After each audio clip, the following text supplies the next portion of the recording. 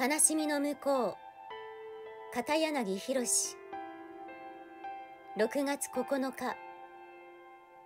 自分を肯定する。強い言葉で人格を否定されると、自分の存在に疑いを感じ、生きる気力を失いそうになります。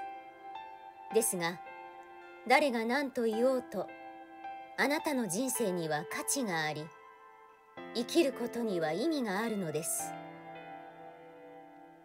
否定を押し返すほど強く自分を肯定できますように。